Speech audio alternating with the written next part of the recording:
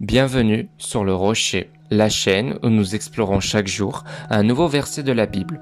Aujourd'hui, nous allons approfondir un sujet que nous avons récemment traité sur le chapitre 22 de la Genèse qui aborde le sacrifice d'Isaac, l'épreuve ultime de la foi. Dans Genèse chapitre 22, Abraham est mis à l'épreuve d'une manière terrifiante. Il doit offrir son fils Isaac en sacrifice. Aujourd'hui, nous allons voir ce que cette histoire nous enseigne sur la foi, l'obéissance et l'amour de Dieu. Dieu teste Abraham une foi inébranlable. Dieu dit à Abraham, « Prends ton fils, ton unique, celui que tu aimes, Isaac, et va-t'en au pays de Morija. Là, tu l'offriras en holocauste. » Imagine l'angoisse d'Abraham, ce fils qu'il avait attendu des années, ce fils promis par Dieu, et voilà qu'il devait le sacrifier.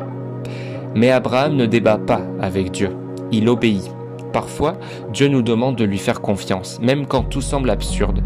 Es-tu prêt à lui abandonner ce que tu tiens le plus à cœur ?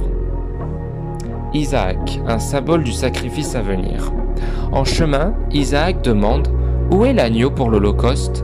Et Abraham répond « Dieu pourvoira à l'agneau. » Ce moment est bouleversant. Isaac ne sait pas qu'il est censé être l'offrande, mais Abraham croit que Dieu interviendra d'une manière ou d'une autre.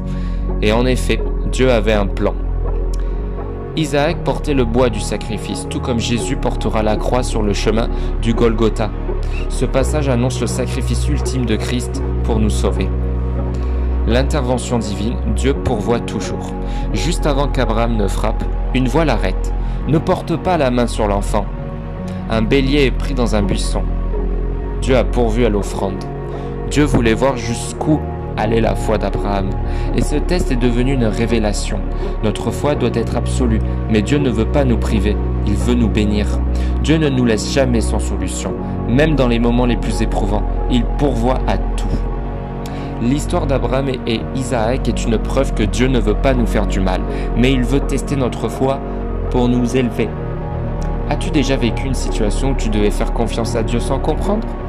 N'hésite pas à t'abonner pour ne rien manquer des enseignements bibliques qui fortifient ta foi. Que Dieu te bénisse et à demain.